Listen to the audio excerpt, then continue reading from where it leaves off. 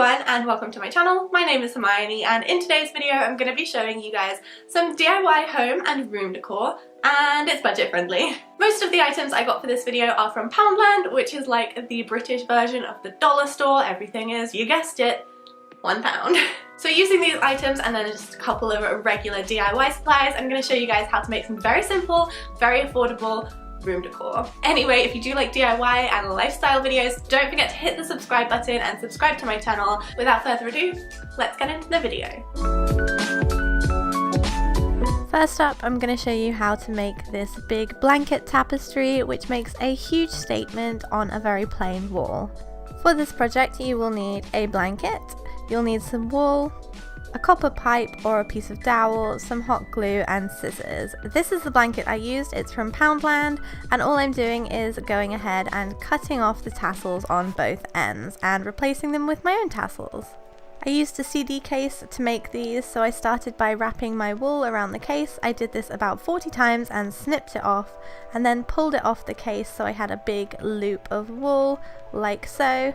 I then took a smaller piece of wool, pulled it through the loop and tied it in a knot, and then using another piece I wrapped this around the center to make the tassel shape. You guys have seen me do this a few times, and then I'm going ahead and cutting the excess off the ends, and there you have it. You'll then need to add your copper pipe for support at the top of the blanket. I'm doing this by wrapping the blanket over the pipe and gluing it with a hot glue gun, and then on the other end of the blanket I'm just folding over the hem to make it neat and gluing that in place. And then on that same hem I'm going ahead and adding all of the tassels I made. An odd number is good for this, I think it looks much nicer. Then you can start in the middle and work your way out, and I'm just using glue to attach these. Finish by tying a piece of string around your copper pipe or dowel and then hang your tapestry on the wall, and there you have it. A massive tapestry for a very small cost. Here's a fun and really cheap way to display your photos and your memories. This is a trellis from the garden section of Poundland that I have made into a photo display. So for this you'll need a trellis and you'll need some black spray paint. It's that simple. This is what my trellis looks like. These come in all different shapes and sizes, and all I'm doing is going ahead and spray painting it black.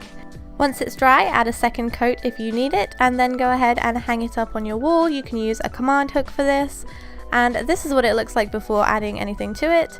Then go ahead and use mini clothespins or thumbtacks to add your pictures and memories to your new photo board. And that's it. So simple. You can also add some lights like I did, and I think this adds a really nice touch to the whole thing. Next up is a way to make a very boring mirror look much more modern and expensive. For this you will need a mirror. You'll also need some gold flecked ribbon, some paint, some Mod Podge and some tape. So this is the mirror, it came from Poundland, and I'm just using some masking tape to tape off the area that I want to spray paint. I'm also using a piece of paper to cover the inside of the mirror too. Take it outside to spray paint it. I went for gold because my ribbon is gold. And then you can go ahead and peel off the masking tape, which is the best part by the way, and get rid of any smudges using a cloth and some water. And hey, there's me in the mirror, great. All I'm doing here is adding some Mod Podge with a brush and then adding this beautiful gold flecked ribbon. I bought this in the florist actually, so look everywhere if you want to find some cool craft supplies. And then once I added the ribbon, I went ahead and put more Mod Podge on top to seal it in place. I also made sure to snip the edges at a 45-degree angle so they fit together really nicely and there was no overlap. And then once you've let that dry for a little bit, you can also go ahead and snip off the excess ribbon.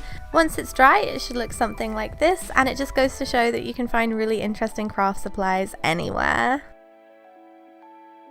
Next up is a really simple cushion tutorial, because Poundland and lots of other discount stores do sell cushions, but I just feel like they're not that great in terms of design and style, and they're kind of soggy and floppy. So I'm going to show you how I made this. For this you will need some pillows, you'll need some fabric, and you will also need a needle and thread or a sewing machine. So these are the pillows I got. They're kind of flat, so I'm using 2 for this project. I cut a piece of fabric twice the length of my pillows and 1 times the width of my pillow, and I added 1 inch seam allowance to the entire thing so it folds over in half like so and covers the pillow. But I'm also adding the second pillow in there to make it really dense and very fluffy, so you can go ahead and do this too. It's going to be a bit of a tight squeeze, but it will be a really, really nice firm pillow. Fold your fabric so it's right sides together and go ahead and sew down 2 of the open sides. You can do this by hand stitching like I'm showing you here, or I like to use my sewing machine because it's a lot faster, but you can do it either way. Once you're done, you can unfold your pillowcase, turn it around so it's got the right side facing out, and stuff your 2 pillows inside of it. Then you're just going to sew up the edges, so fold them over like so and tuck them really neatly. I'm going ahead and pinning these because I'm using a stripy fabric, so I want the stripes to match up perfectly. So go ahead and pin them into place, and then once you've done that, pin them so both sides touch each other like this. Then you're ready to go ahead and sew both sides together so you're closing up the pillow. This is what the final result looks like. I'm really happy with this. It actually looks really expensive because of the choice of fabric, but the fabric wasn't that expensive. It was about £2. So go crazy and make tons of pillows for your room. They're really inexpensive. Here's a fun little hack that you can make for your bedroom, and it will make a really nice little desk stand for any of your trinkets or things you have lying around your room. You'll need a plant stand, and you'll also need a small round pan that fits in it. So this is a plant stand, it's from Poundland, and also the small round pan is from Poundland as well. I spray painted mine completely black so it looked like less of a pan, and also it would match the plant stand, and then it's so simple, all you have to do is pop it on top. You can glue this if you'd like, but you don't have to because it stays perfectly fine on its own. Then go and add anything you'd like on your desk, any kind of trinkets or bits and bobs that you want to keep elevated or keep in a special place. That is everything for all of these DIYs. I hope you guys like them. They're very simple because there's not really much you can do with stuff from Poundland, but I don't know, I really like how they turned out. So let me know in the comments down below what the dollar store or pound store in your country is called, because I'd love to know what they're like all over the world, or what your local discount store is called. And yeah, anyway, I hope you guys have a great week, and I will see you in my next video. Bye!